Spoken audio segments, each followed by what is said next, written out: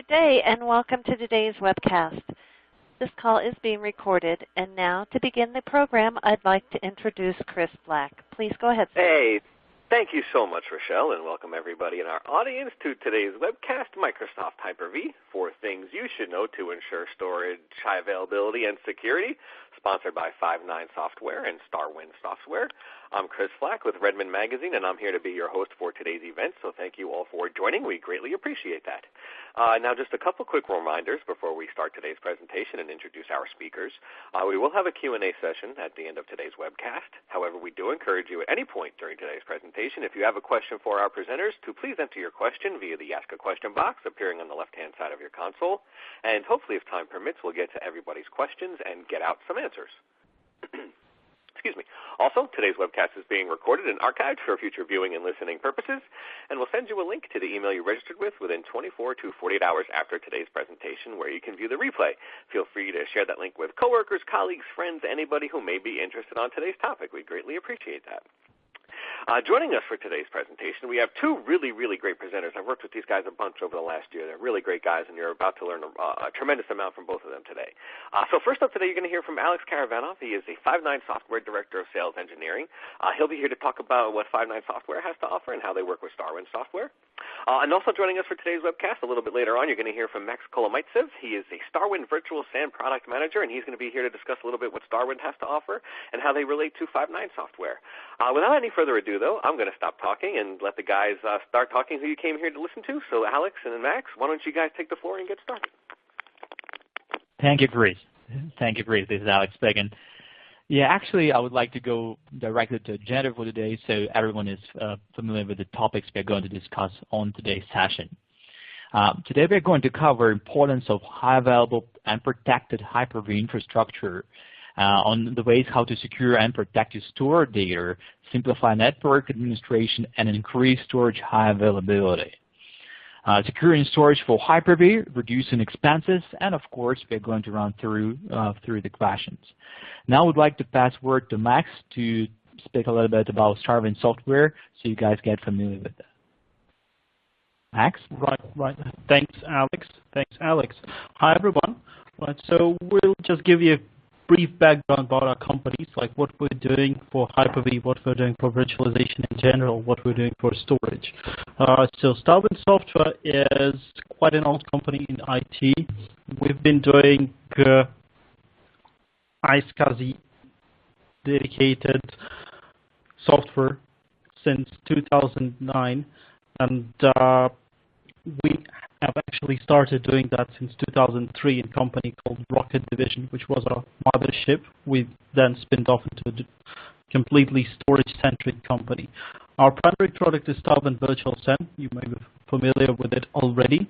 We have more than 250,000 paying and playing customers worldwide, and we're quartered out of Boston, Massachusetts. And Alex, why don't you tell us a little about Five9? Yeah, thank you, Max.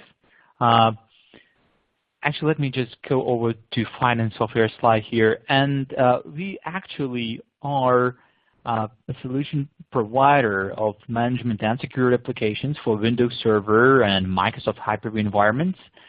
Our main 3 product lines are Five9 Manager that actually provides Hyper-V and cluster management for small and medium businesses. Five9 Cloud Security is the product we are going to cover throughout today's session. It is a powerful agentless and multi-tenant security for Hyper-V and Asia-Pac. Five9 V2V Converter is the VMware to Hyper-V virtual machine migration tool that you can use for free, and it's very, very popular around the world. We are headquartered in Chicago with offices worldwide and more than 50,000 clients globally, representing of companies of all sizes are currently in our portfolio. All that website is www.five9.com, and that's probably it, what I'd like to mention about our company for today. So I would like to start our session with importance of high available protected Hyper-V infrastructure. So Max, probably you can start that session with this slide as well. I think so. Yeah. So, Alex, what I see here is we've moved from all dedicated servers and all dedicated applications into high-density environments where we can have hundreds of virtual machines running just within one physical box. So that means hundreds of your applications, and maybe all of your applications are within just one or two servers. So what does it actually mean for us from a security perspective? Has anything changed dramatically? Indeed, Max. Actually, that changed, and that changed a lot.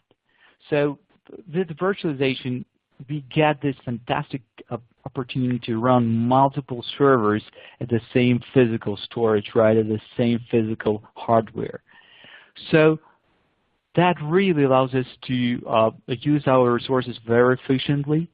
It allows us to spin up new servers very quickly, right? So there are multiple benefits about that.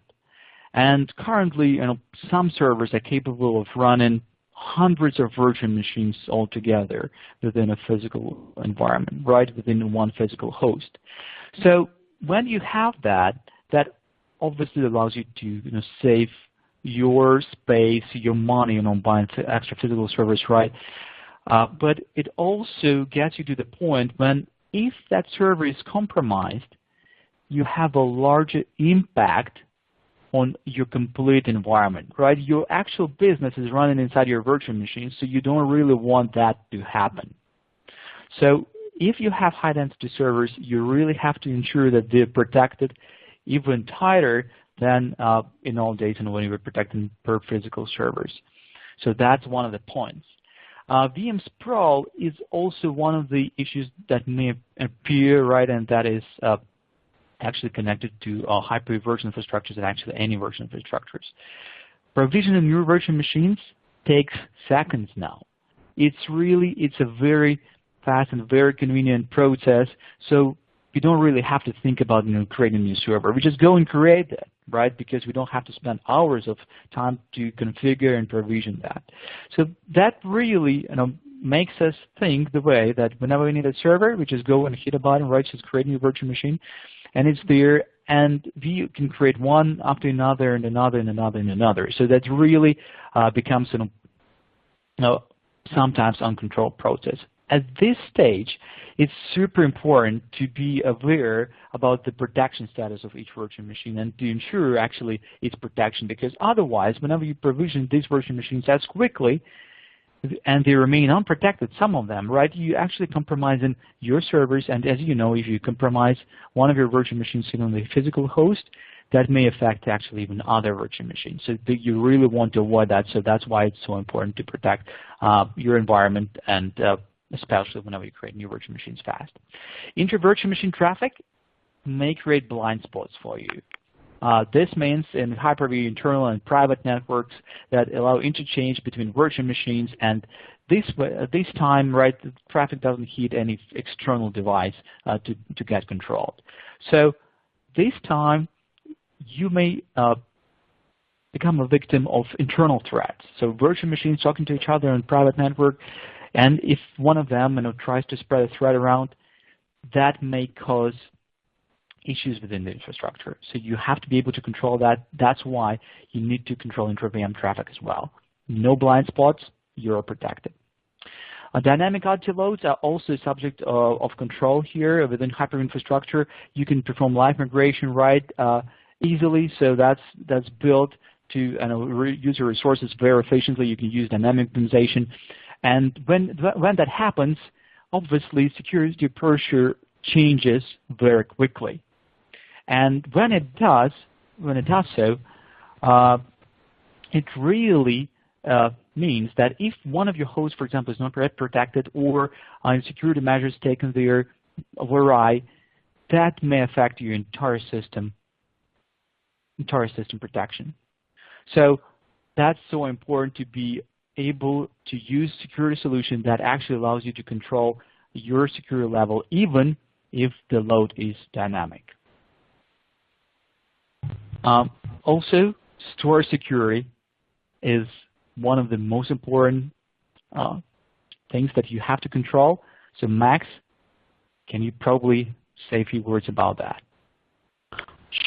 Sure, definitely. Storage security is a huge concern in a virtualized environment, because if we compromise access to our SAN, we essentially compromise access to entire data set. Because even if you have some encryption, the data traversing between your SAN and your virtual machines may not be encrypted in some cases, and the data residing on the SAN is not always encrypted at once. Hey, so 1 second, real briefly, guys, just 1 second, because I want the audience to be able to hear what Max is saying clearly, because we can't actually understand Max very clearly right now. So Max, if you wouldn't mind, we'll just take a minute pause here in the webcast really briefly. Max, would you mind trying to call back in on a different phone line really quickly, so that way the audience you could maybe establish a better connection? The operator is waiting for you. If you could call back in, that would be great. Because the audience does want to hear what you're saying. They just can't hear it right now at your current phone connection. So if you just want to mind trying a new one really briefly, that would be great. And we'll give you a minute to do that, so that way you're able to hear Max clearly, everybody in the audience. Thank you for alerting me of that as well. I appreciate that. I was hearing that as well. So everybody in the audience, if you want to just bear with us for a minute while Max actually goes out there and tries to reestablish his phone line. But in the meantime, while Max does try to reestablish his phone line, really quickly, we'll take a quick break here in the presentation. Just a couple reminders. If you have a question for the guys, feel free to enter that question at any time in the Ask a Question box on the console. That would be greatly appreciated. Also, too, we'll put a copy of the slide deck in the presentation console during the presentation today. There's also available, the slides are also available in the resource area of your of your dock. So if you go down to the resource portion of the slide area, you'll see the slide deck available in the resource list if you would like it. You can have that there as well. Also, I'll give away a T-shirt today to the person who attended the webcast the longest. So if you were on the line the longest today so far, I will reward you with a T-shirt here from 1105 Media. I'll take your information down so that way I have it here. So that way I'll send that off to you. So congratulations to the person who wins that. That'll be determined at the end of the webcast today. But just another couple reminders. If you have a question for the guys, feel free to enter it in the Ask a Question box on the left-hand side of your console. Also, too, if you visit Redmond Magazine, there's more webcasts that are hosted by Redmond Magazine and StarWind Software and 5.9 Software. So please feel free to view those webcasts that you have in the future and sign up for those webcasts that we have in the future as well. We'd greatly appreciate that. So we're still waiting for Max to get back on. We'll see if Max can dial in again really shortly. In the meantime, if you had any questions for Alex and 5.9 Software, please do so at this time. We have a minute or two before Max tries to rejoin us here with a better phone connection, and appreciate you taking your patience. Hey, Chris, I'm actually in. Hey, 1, 2, 3, 1, 2, 3. Can you hear me better? Just wanted brief audio feedback. Yay! No, you're sounding better. Excellent. All right, I'll shut up and let you guys get back to it.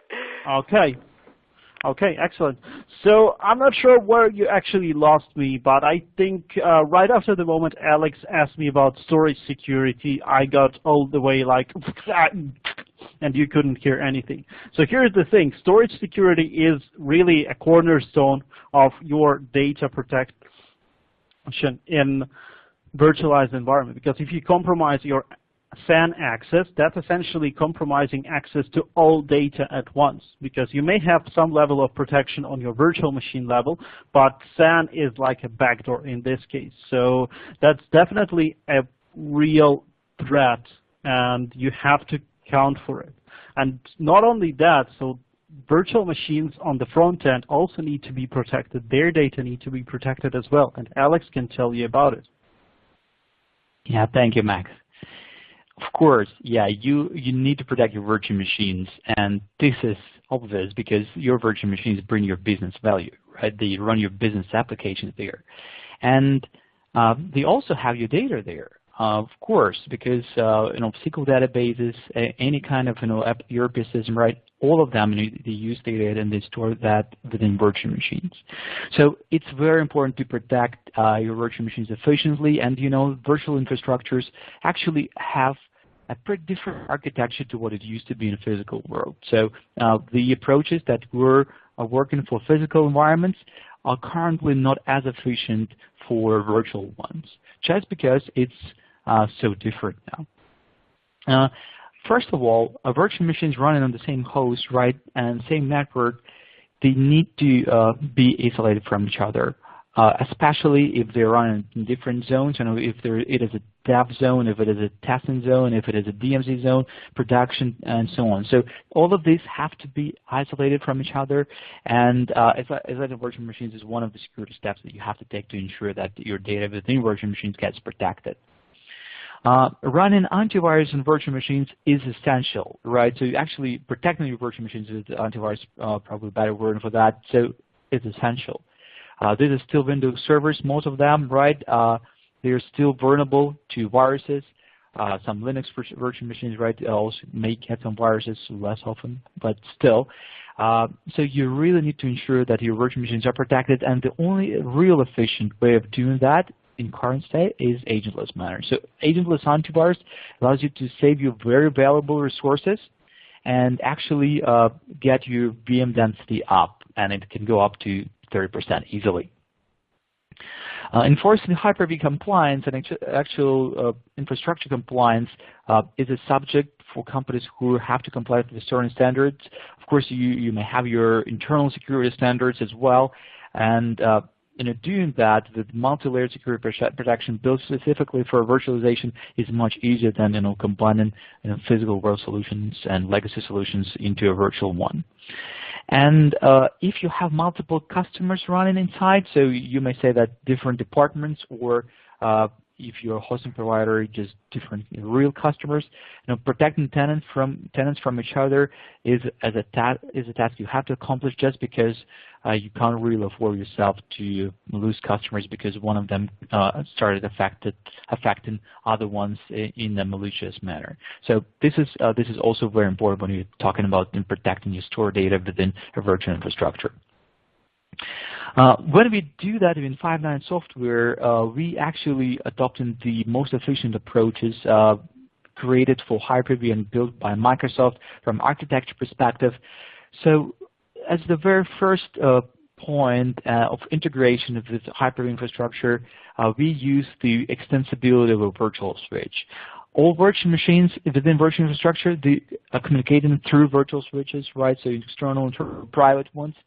And this is a 10 gigabit architecture, right? So each one of them provides you with this bit.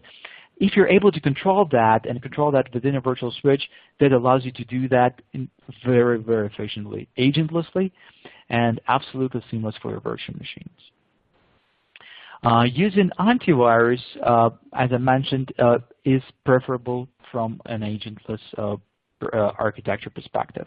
Also, incremental scan approach that is available when you use agentless antivirus saves you tremendous amount of resources, and what's even more important when we're talking about storage system, disk IOPS and time. So when you use a full system antivirus scan, legacy antivirus scan approach, and rescan virtual machines one time after another, that really takes tremendous amount of time each time, right? And it puts heavy load on your virtual machines and on your storage system. So when we use change block tracking approach, the one that's available only within virtual infrastructures, we allow you to perform scans of changes only, of change blocks only, and therefore really save your time and really save your resources. So this is the approach that we consider to be working best for virtual infrastructures running on Hyper-V.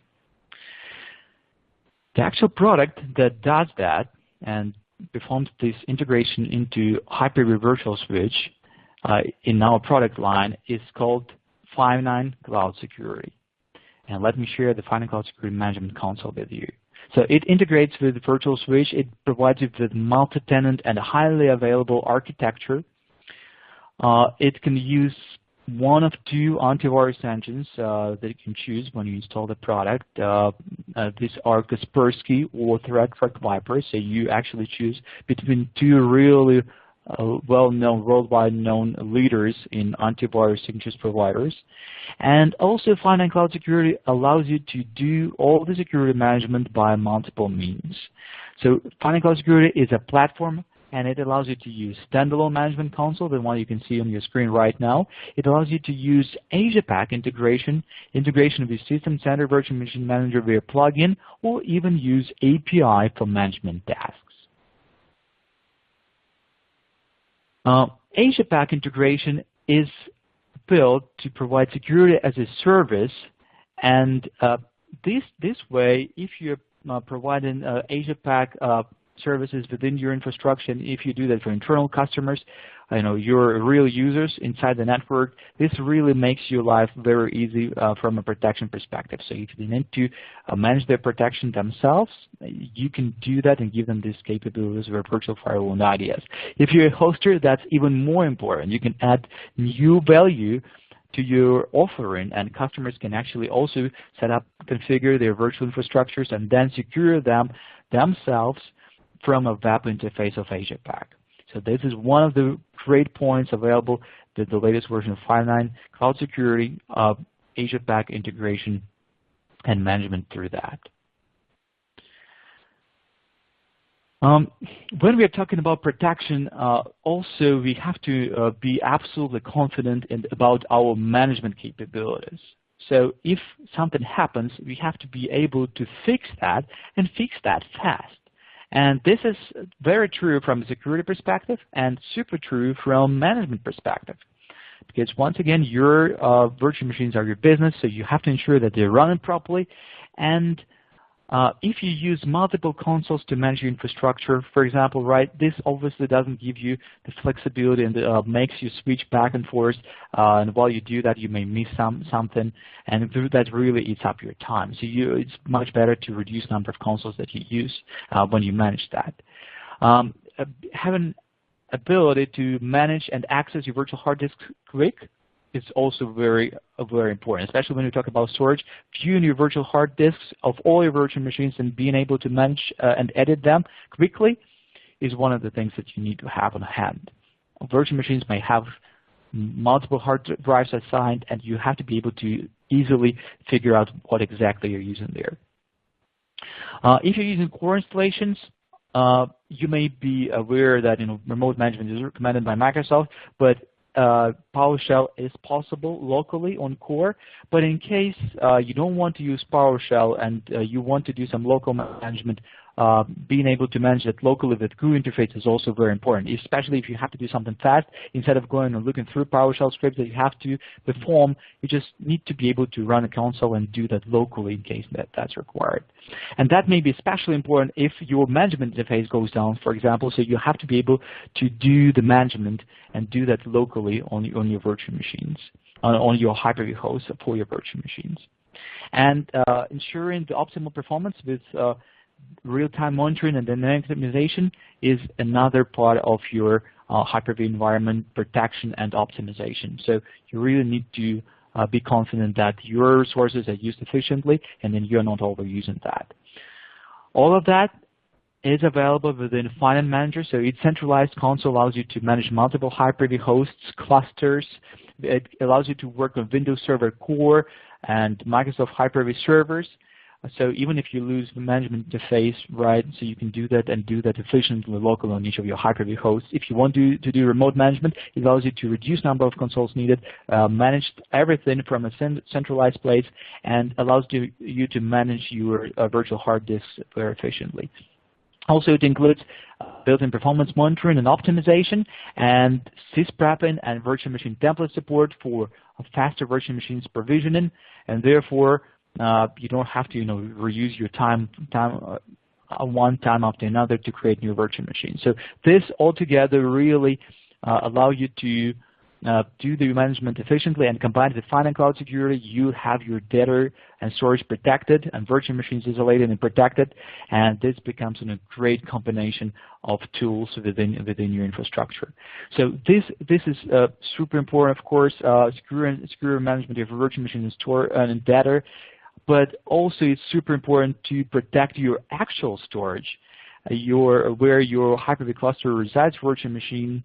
And this is time when I want to pass my word to Max to speak about StarWind Virtual SAN and how to secure your storage. Okay, thanks, Alex. Thanks. And just to be sure, another audio check. Chris, let me know if I sound choppy right away. You sound fantastic. Okay, thank you. Excellent. So Alex just told you about how we enable effective management in the virtualization system and what are the enhancements 5.9 offers to the standard application set. With StarWind, we are really storage focused, so there will be no all-around solution for managing the virtual machines, but there will be an all-around solution for securing your storage. And what's StarWind Virtual SAN? Basically, it's an application which turns your local storage into a highly available shared storage pool. And that's a very interesting and neat approach in a hyper-converged environment because it gives you multiple benefits compared to standard hardware SAN. First of all, that's ease of management and ease of compliance because you don't need to look for special SANs which are certified and have specific compliance standards. It's just Windows software, so it's automatically compliant with most of the regulations. There is absolutely no proprietary hardware used, so if you're restricted to using anything out of the standard HCL, let's say, for your hypervisor servers or for just the servers you can buy in your company, then that's a really good way to go.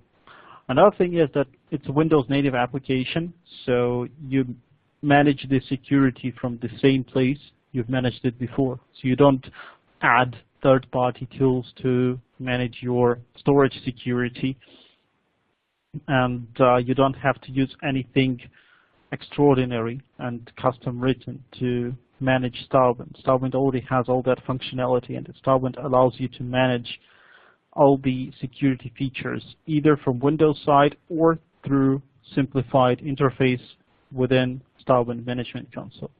And on top of that, StarWind offers a really 360 security set. So we support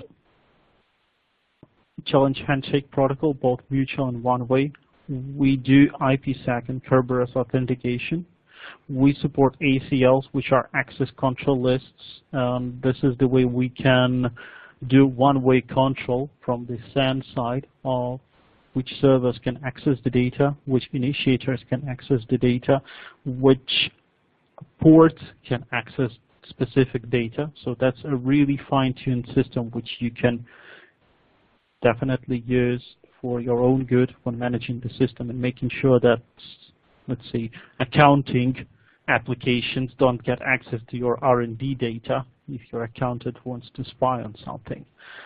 And stuff like that. And of course, BitLocker support on the SAN level, which combined with BitLocker on the application level result in completely secure traffic between the nodes.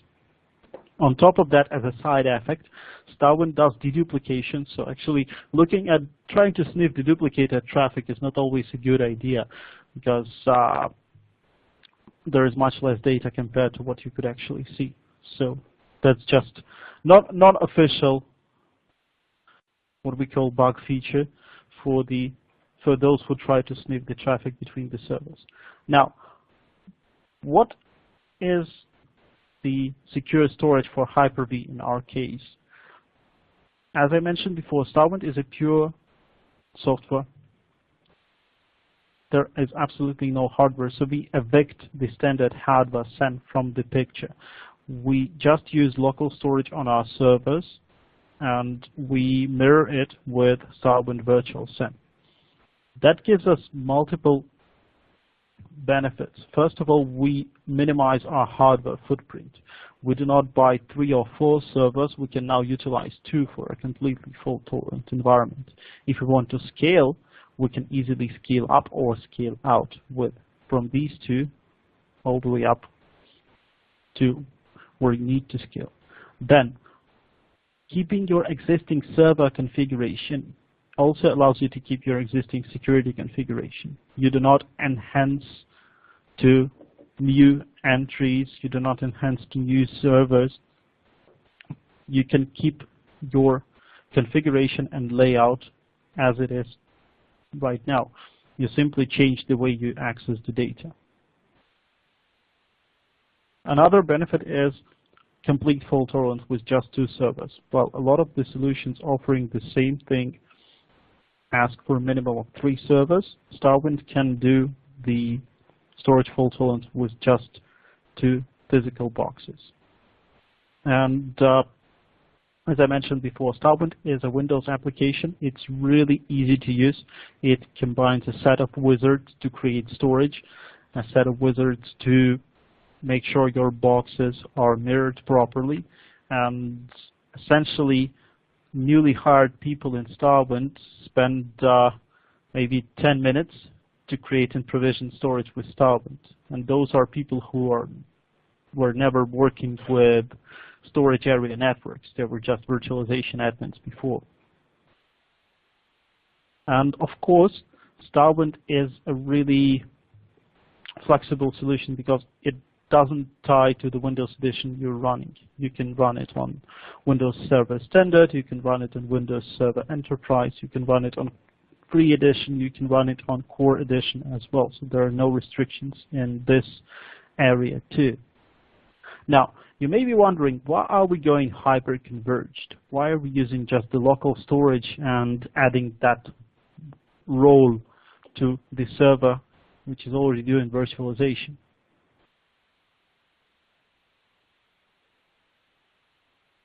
So here is the thing.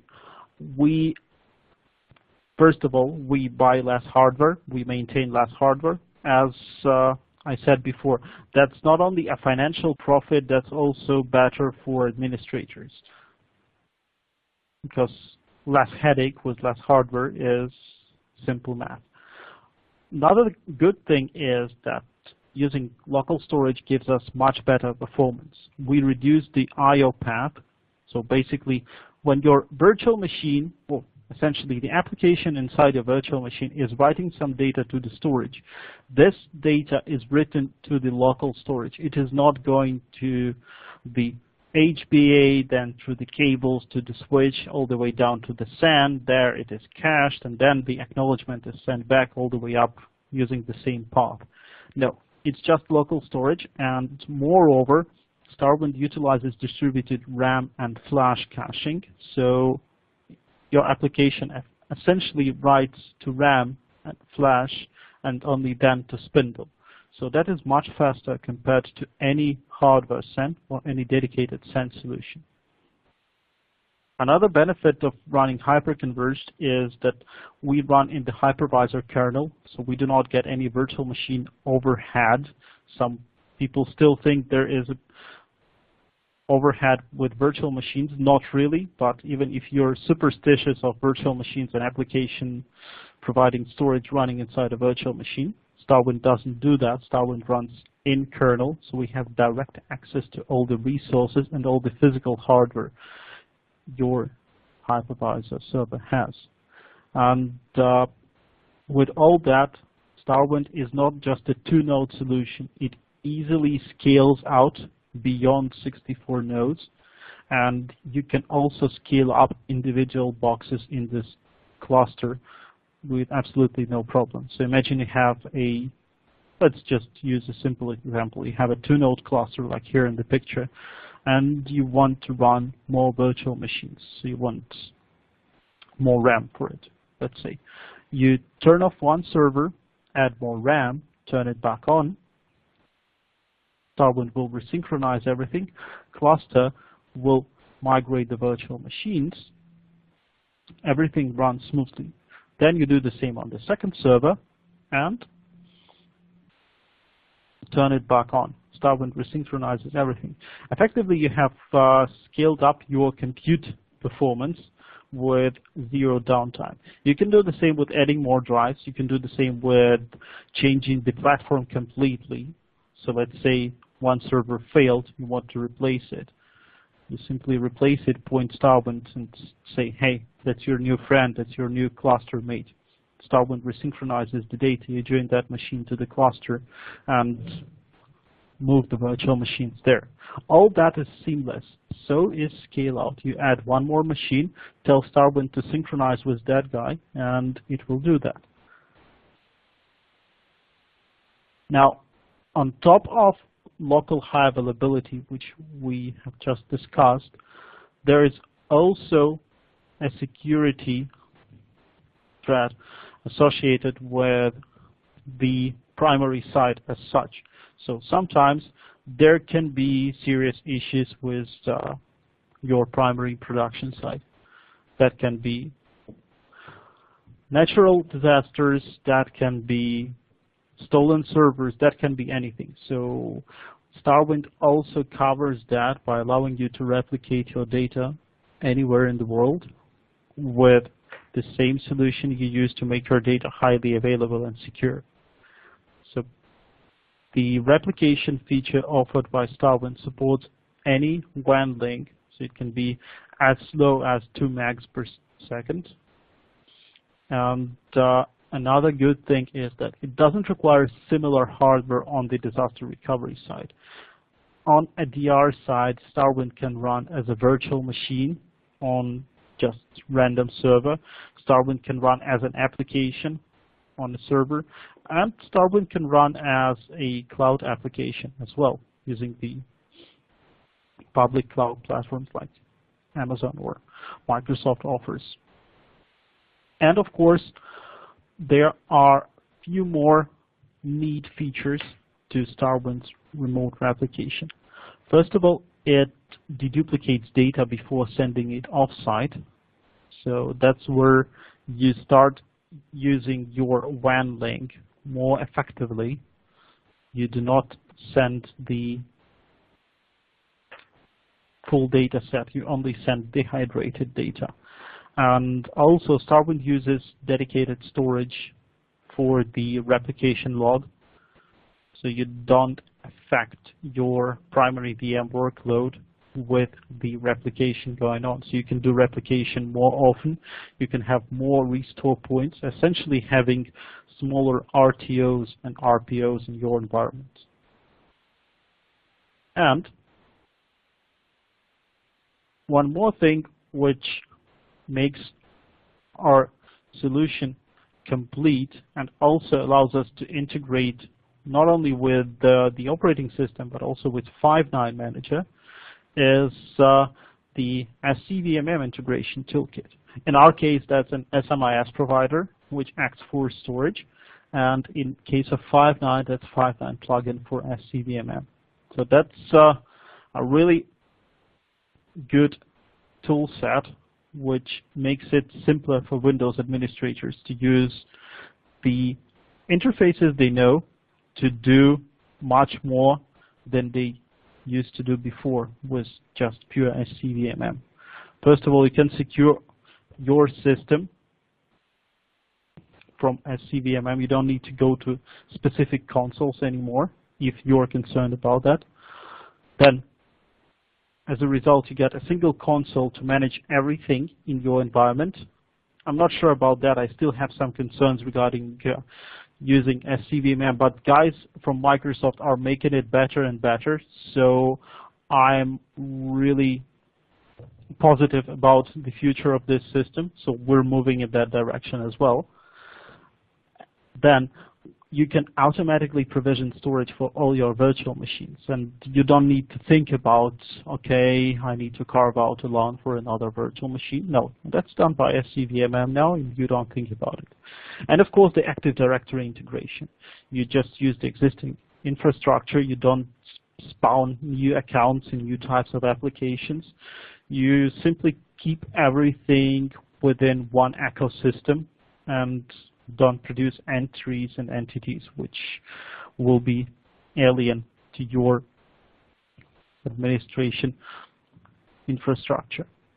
And Alex will probably tell us a little more about the SMI-S or CVMM integration, sorry, from the SNINE Manager perspective, right?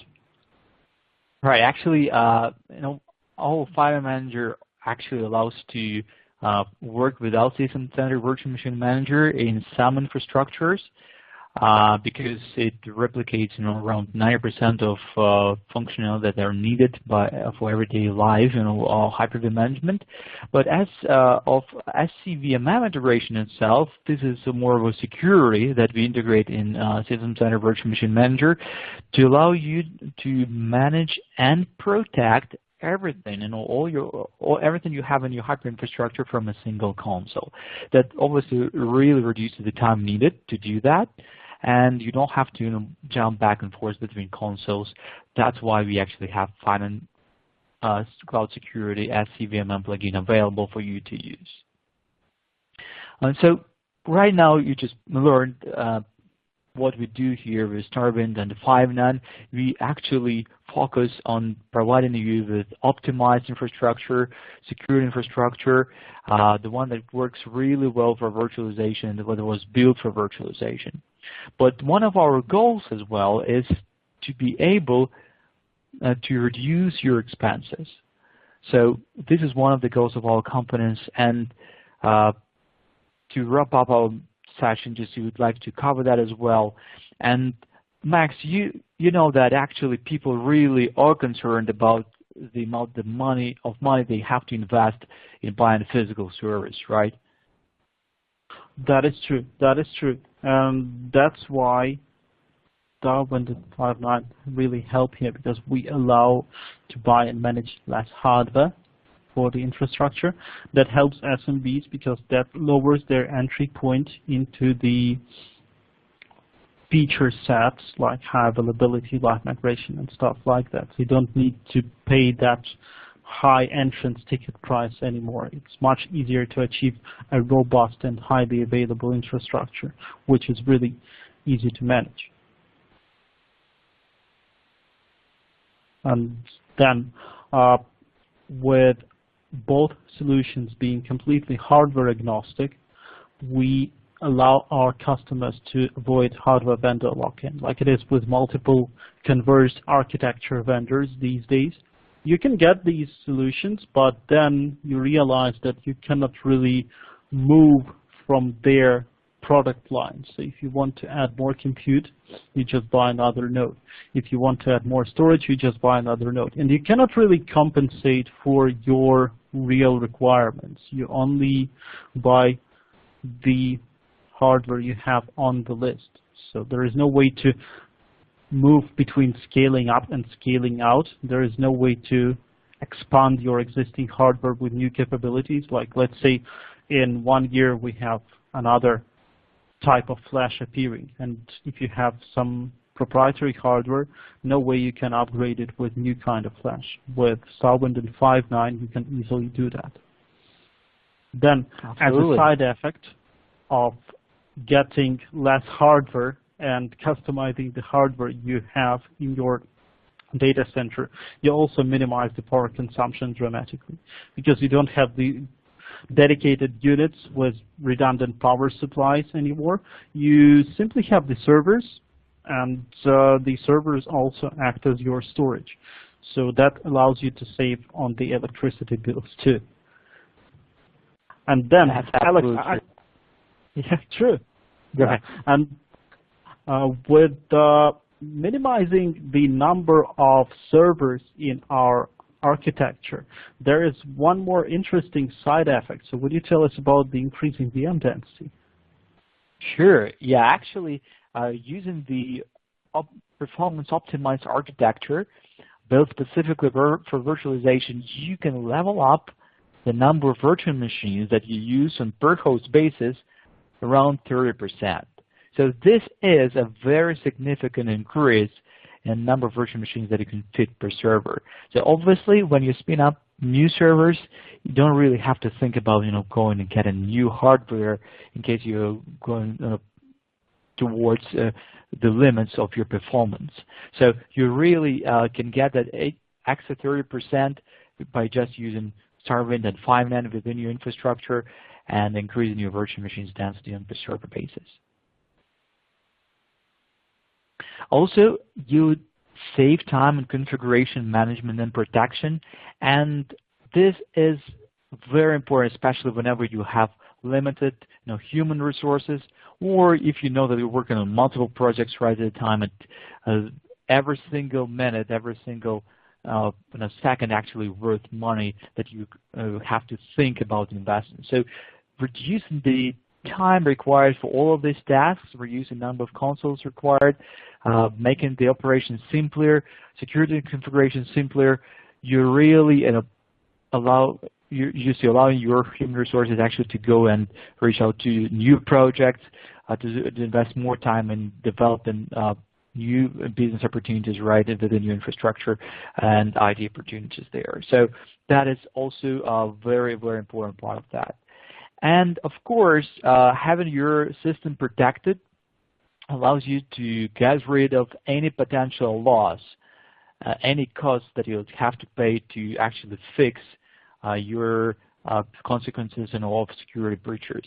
So securing your hyper infrastructure is so efficient from performance perspective if you use a specialized solution right like 5.9 and StarWind, and it also allows you to ensure that you don't have to invest in fixing security breaches later on. And these investments are hundreds, sometimes thousands of times bigger than investments that you do into actual security.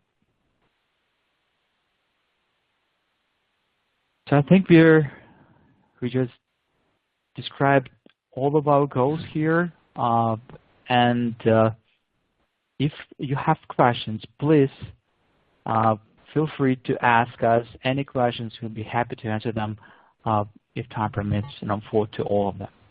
Yeah. Thank you so much, Alex and Max, for your presentations and taking your time to give them today. Much appreciated. And for those of you in the audience, if you've got a question for Alex or Max, now is the time to ask your question if you haven't already. So please feel free to enter your question for the guys in the Ask a Question box on the left-hand side of your console. And we'll get to as many questions as we can with the remaining time in the webcast here today. Okay, so the first question here, this one is for Alex. This one came in from Jason in the audience, and he's asking, what antivirus scan engine does the 5.9 solution utilize? We utilize ThreatRisk Viper and Kaspersky antivirus engines. You choose the engine on the download stage, and then you use it throughout the product. So Finding Cloud Security, being a platform, utilizes that for all the solutions, right? So Finding Cloud Security standalone, Asia Pack extension, SCVMM plugin for API management. So these engines are available for you for any of these scenarios. And if you have a question for the guys, please feel free to enter your question in the Ask a Question box on the console. Let's see, we have a question here. This one came in from Max. This one is asking, does StarWind work with Hyper-V Server 2012 R2? Yes, the answer is yes. StarWind works with any Windows Server edition, so the free Hyper-V server is also supported. If you have a question for the guys, please feel free to enter it at this time. We have a question here. This one is for Max. Do you support drive encryption in StarWind software? Yeah,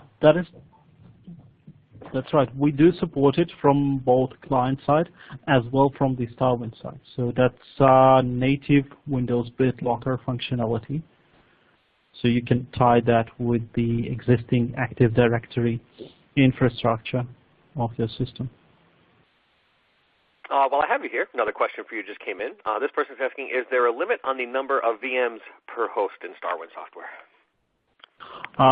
The limit is the hardware you're using. So there is no limit in terms of number of virtual machines you can run. This question here is for Alex. This question is asking, do you have a perpetual license for 5.9 Cloud Security, or how is it licensed in general? Finding Cloud Security is licensed on subscription basis. For hosting providers, we offer SPO licensing as well. This product is licensed per 2 CPU basis, and actually its license is very close to Windows Server licensing itself. So we have per 2 CPU models, standard, enterprise, and data center that represent actually protection of 6 virtual machines, 20 virtual machines, and a limited number of virtual machines per 2 sockets. Question here, this one's from Max. This person was curious, how is the StarWind software licensed?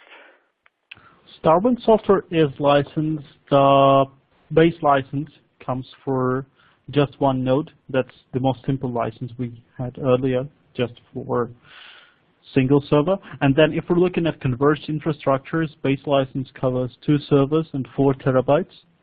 And then the there are additional licenses for more servers or for more capacity. You can definitely get more information about the licensing by inquiring our sales. The information will be available on the next slide, as well as you can use the email sales@starwind.com. Yeah, we'll actually keep this slide up here throughout the remainder of the presentation, so that way everybody has a chance to write down all the information there for both Five9 and StarWind software. They can get their trials, where you can contact people for more information. So we'll keep that slide up there for the rest of the presentation. Let's see. Max, question here for you. When you add physical servers, does the StarWind software automatically recognize the new drives?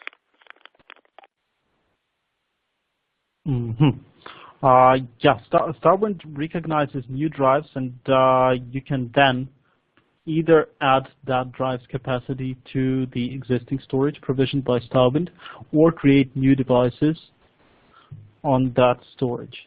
When you add a new server, to the existing set, you install StarWind on it. In this case, you have to point your existing StarWind servers and say that, hey, that's the new partner. A person here is asking, do all the Hyper-V nodes have to have the same local storage size? Not really. So in terms of StarWind, yes, but let's say if you have one Hyper-V server with 10 terabyte of storage and another server with 15 terabyte of storage, you'll just be making highly available 10 terabytes of it. The other 5 terabytes can be for backups, for snapshots, and stuff like that. So having them completely identical is not mandatory. A question, this came in for you, Max. What is the storage penalty from using local storage, and what is the storage efficiency, and how many %? So I'm not sure about the storage penalty. In terms of performance, we actually perform better because we create layers of caching on top of the local storage. So we utilize RAM and flash to accelerate I/O.